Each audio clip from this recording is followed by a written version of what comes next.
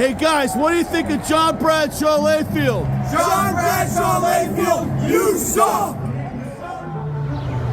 This is the Rugby Odds, where an unlikely pundit panel of a wordsmith, a WWE legend, a rugby star, and a supermodel scour the globe, seeking best bets and bad behavior.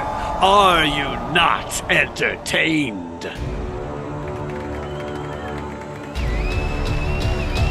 Yeah. Thank you. Much appreciated. And again, we appreciate you. And to that end, if you look in the sponsor opportunity green room, you'll see WWE Hall of Famer, wrestling god turned rugby advocate John Bradshaw Layfield, King Gift Egbelu, the inventor of words, world-renowned coach Mike Friday, Steve ElevateRugby.com Lewis, and Irish rugby legend George Hook, all focused on the Your Company Name Here slate, which is chock full of goodies.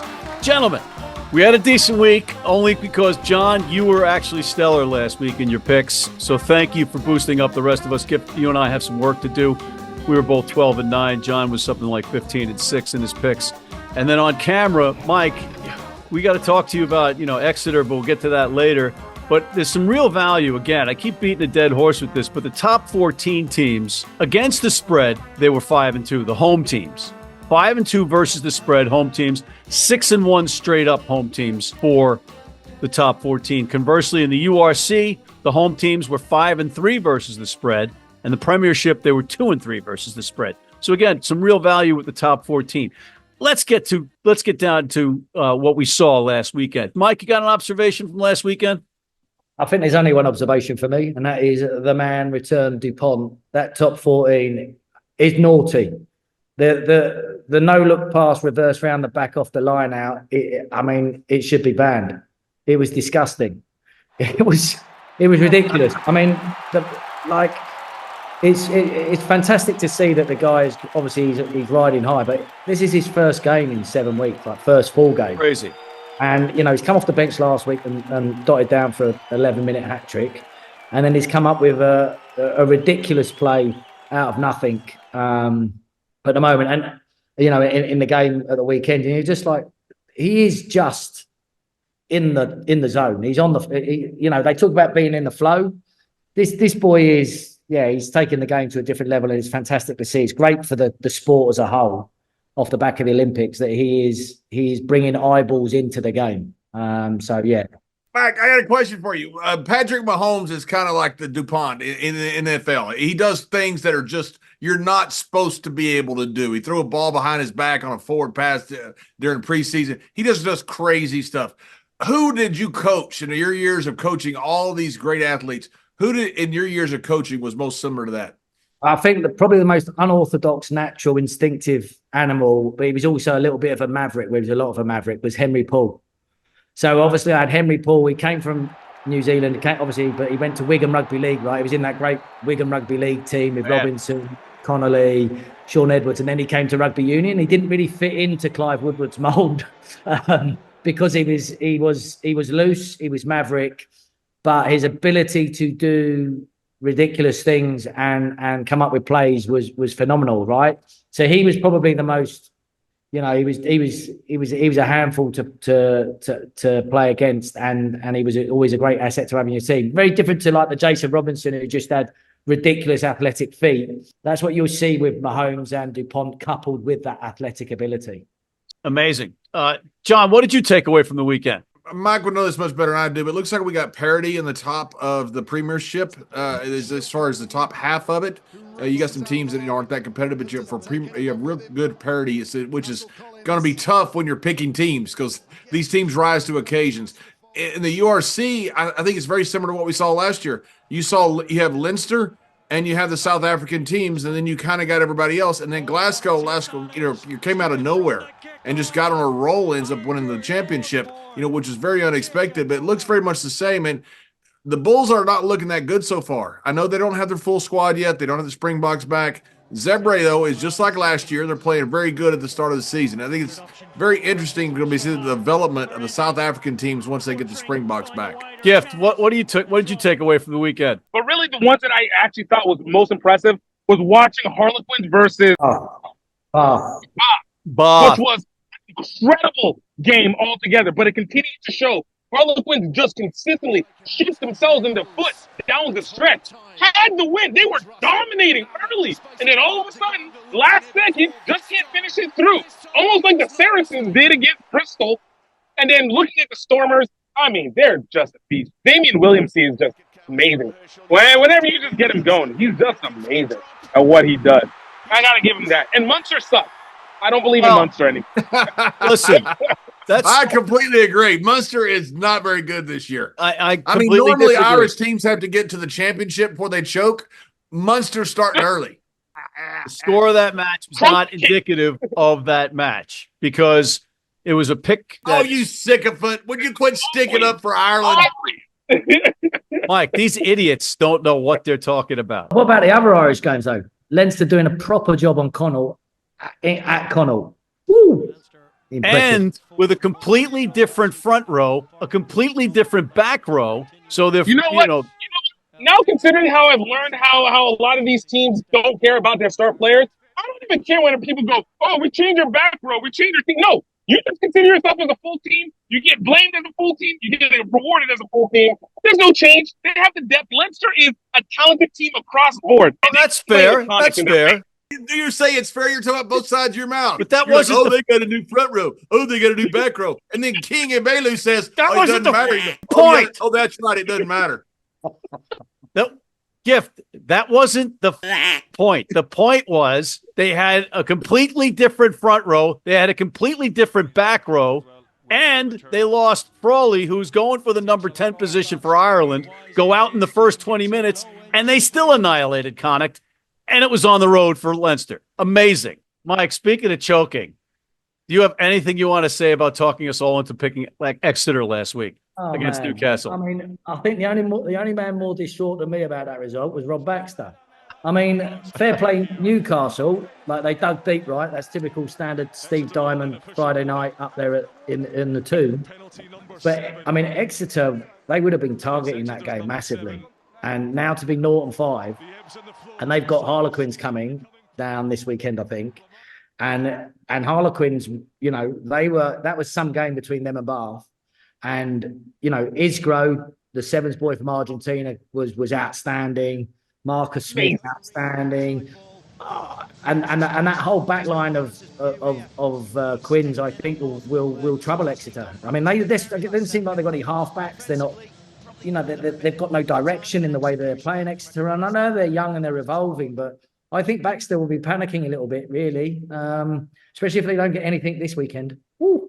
Yeah. But gutted, mate. As you know, my text to you was, I was fuming.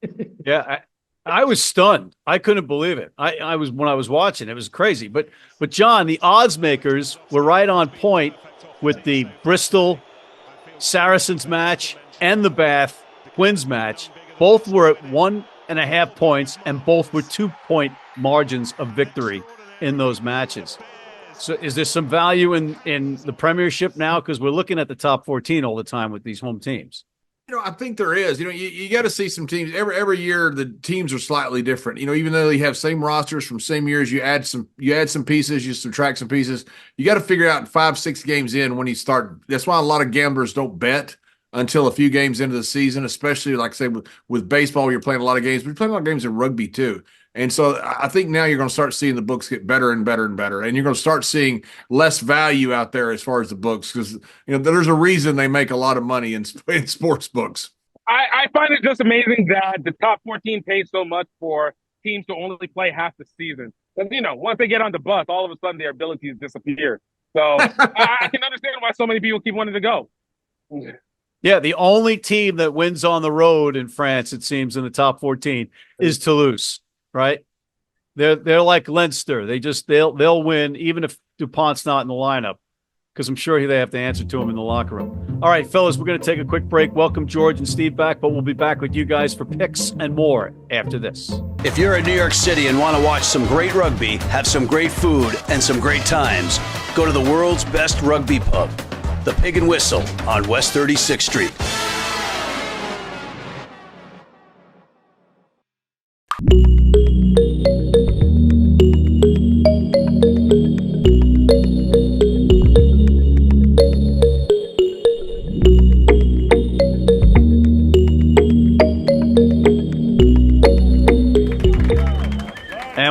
back, and we're back with George Hook and Steve Lewis. George, Steve, welcome back. George, how are you? You were under the weather. Under the COVID weather, yeah. It's really amazing for somebody of my generation, for whom in Ireland tuberculosis was a killer, and suddenly to be in a situation where my wife in the kitchen, I can stick something up my nose, and 5 minutes later she tells me I've got COVID. No need for doctors, nurses, hospitals. It's extraordinary. I got a mild dose, I think it's fair to say, but I've been in isolation until this morning. Did you pinpoint where you got it? No, I'm in some dodgy places where I could imagine COVID was probably bouncing around the place. Speaking of dodgy places and bouncing around, Steve is in Costa Rica, in his apartment in Costa Rica. Steve, what brings you there and how are you? Excellent, thank you. I'm down here coaching sevens. Was in Colombia last weekend, going to Peru next weekend for the South American Championship, coaching Costa Rica, who are the new boys on the block. So they're new to rugby. Funnily enough, I've got a coaching here with a Uruguayan and a Venezuelan, so it's absolutely the United Nations. He's the poster boy for a company like Irish Rugby Tours, because he flies all over the place, and so does Irish Rugby Tours. George, what did you take away from last weekend? How awful Munster were.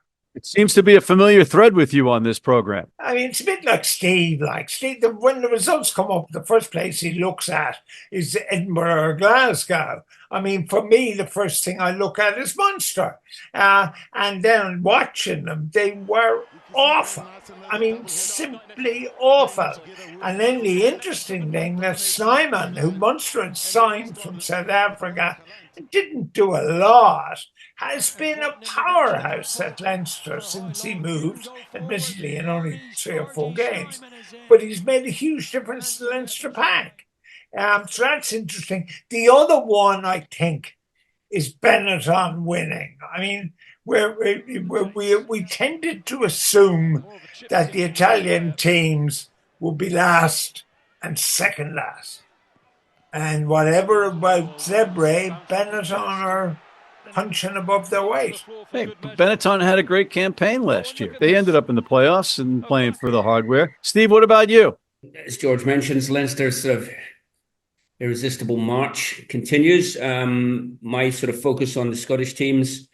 Glasgow, tough game in, going up against the Sharks, 9 Springboks World Cup winners in that team, so they were pretty loaded.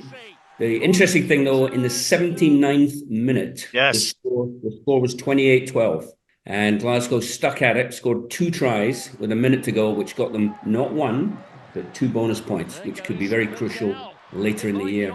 So creditable performance by Glasgow, wrong side of the referee again, but decent result. Edinburgh, a little bit better form lately. They won last week. They put Cardiff to the sword this week, getting the ball in the hands of the wingers, a bit more Van der Merwe and Darcy Graham, and staving off there was some serious anti-coaching sentiment in Edinburgh against Everett.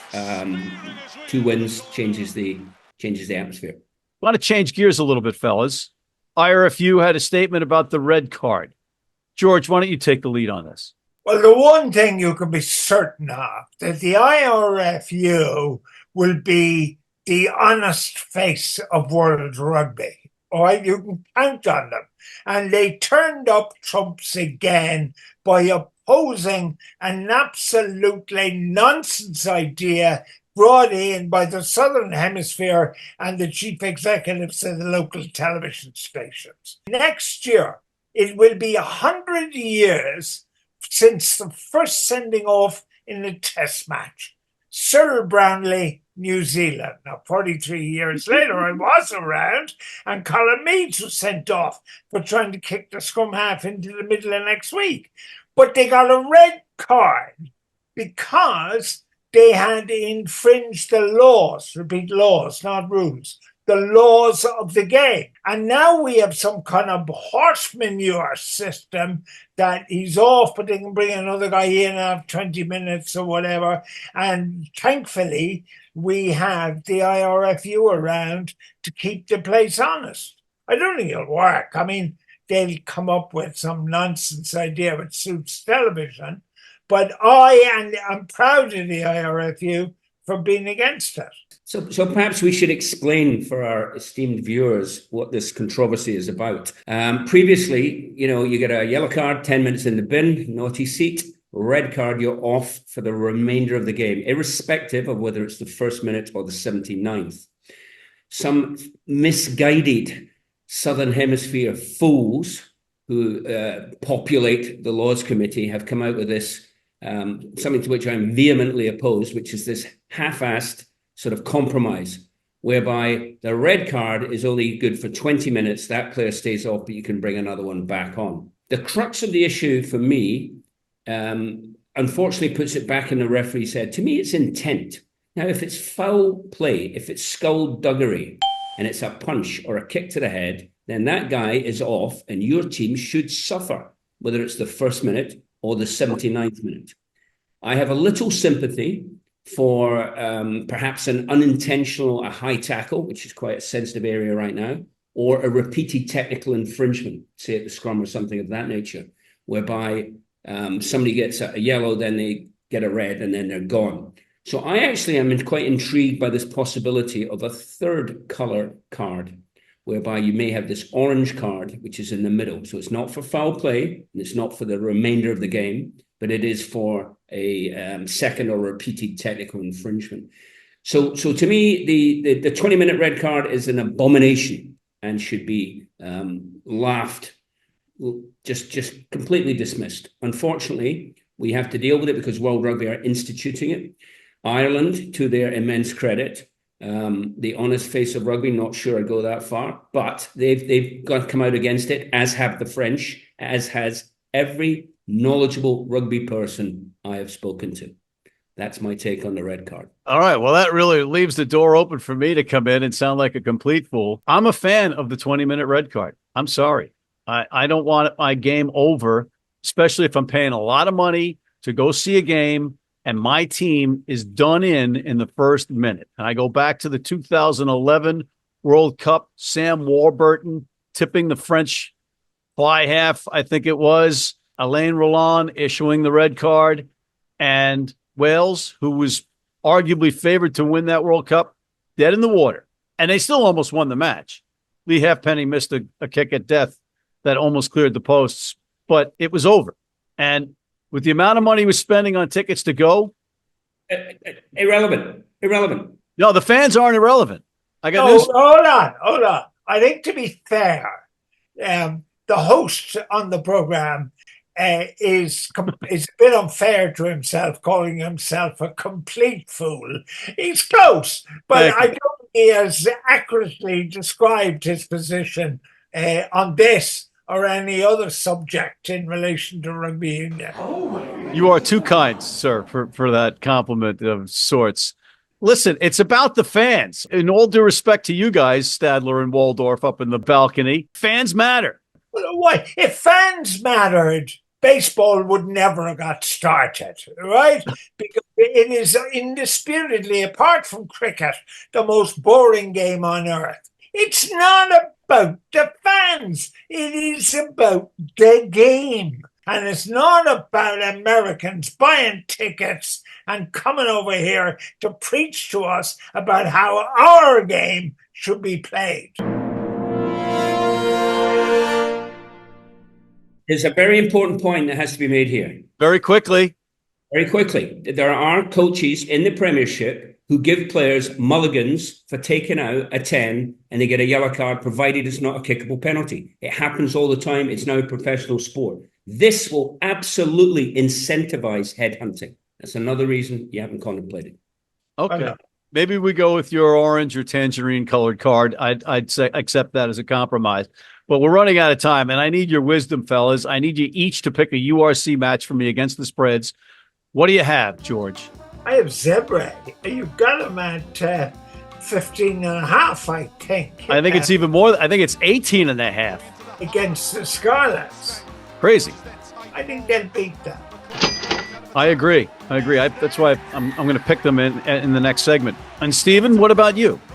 Again, it depends on selection. If the Sharks come with all their guns, the game against Munster will be tricky for Munster.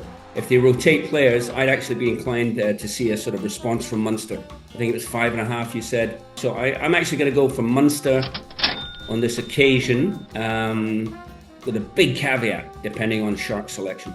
All right. Well, thank you, gentlemen, for your enlightening conversation and not fully throwing me under the bus. I appreciate it. George, Stephen, we'll see you next time. On that note, we have to take a quick break. We'll be back with John, Gift, and Mike after this. Hey, Grimace, how you doing? Hey, what do you think of John Bradshaw Layfield? He sucks!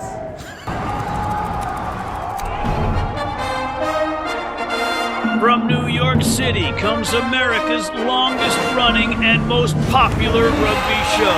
The biggest names in Major League Rugby, MLR highlights, and big match previews. Rugby Wrap-Up presents MLR Weekly, made in New York City.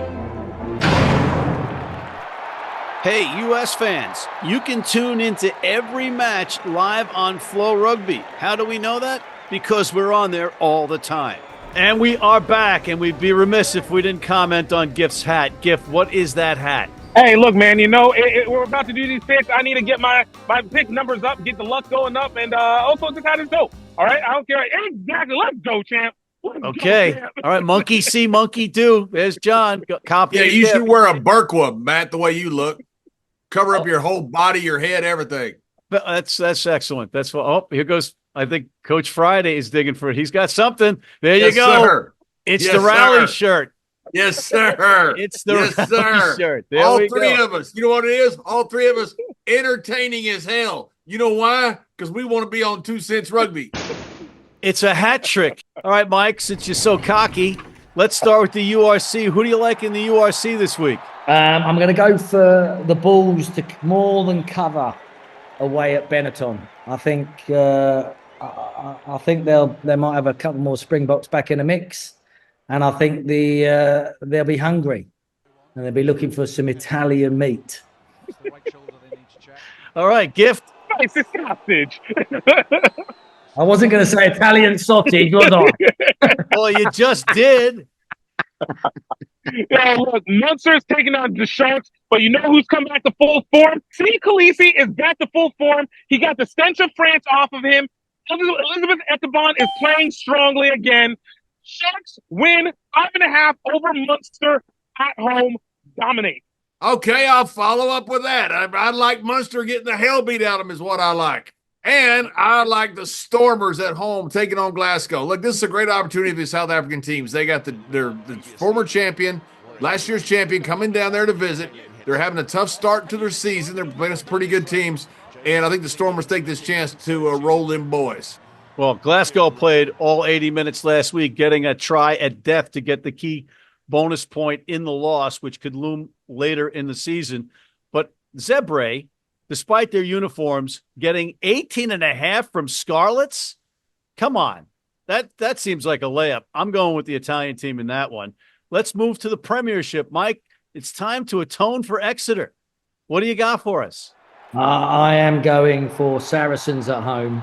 Their pack is formidable, and I think they'll more than cover the 8.5. More than cover the 8.5. Okay, Gift. Bristol played a heck of a game, not gonna lie.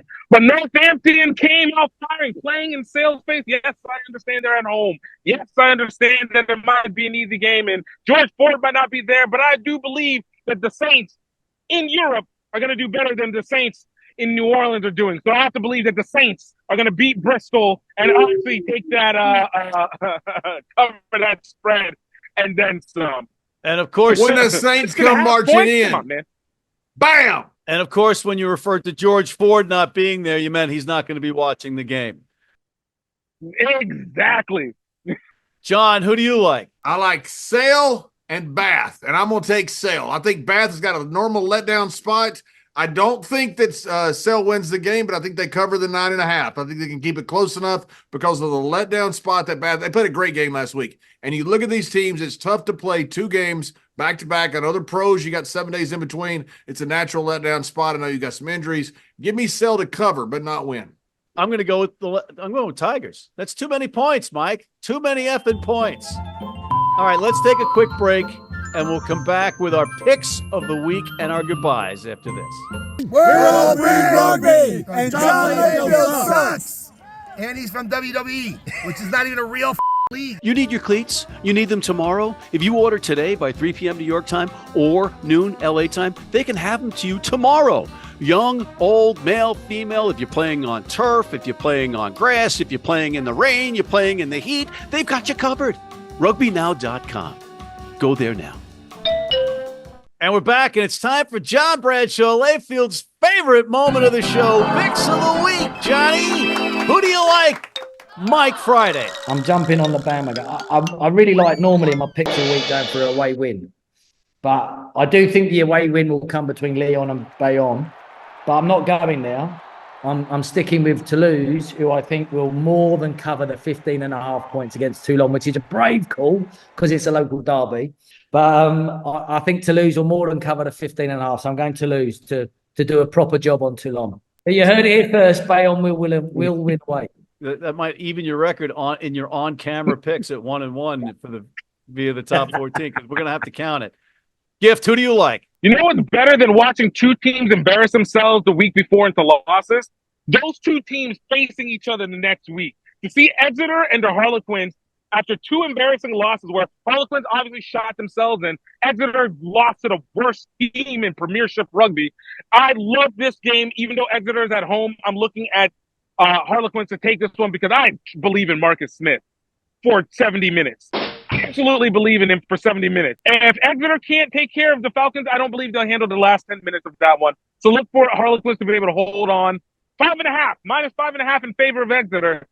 Harlequins take this one, finally. Complete a game. Okay. Johnny, who's your pick of the week, Johnny? Well, since Leinster is not in the championship, they got a good chance of winning. Because we know what happens when Ireland gets in the championship. Leinster versus the Lions. It's going to be a hell of a game. I think Leinster's rolling right now. I think Leinster's going to make a statement in Aviva Stadium, and I think Leinster wins the game. Are they playing at Aviva or are they playing at the RDS? I just said they're playing in Aviva Stadium. So when I said they're playing at Aviva Stadium, you say, oh, are they playing in Aviva? Are they playing at Aviva? All right. I'm going to go with Ulster on the road in Cardiff. It's only 3.5 points. I think Ulster is firing on all cylinders. Stockdale had a great match the other night. I like Ulster on the road. And on that note, we're out of time, just like that. So thank you to WWE Hall of Famer turned rugby advocate John Bradshaw Layfield, King Gift Egbelu, the inventor of words, world-renowned coach Mike Friday, Steve, ElevateRugby.com Lewis, Irish rugby legend George Hook. And thank you for tuning in. Please tell your cable company about us. Hit that subscribe button on YouTube. Tell your friends about us. Sign up for our weekly newsletter. And please join our American Red Cross blood donor team.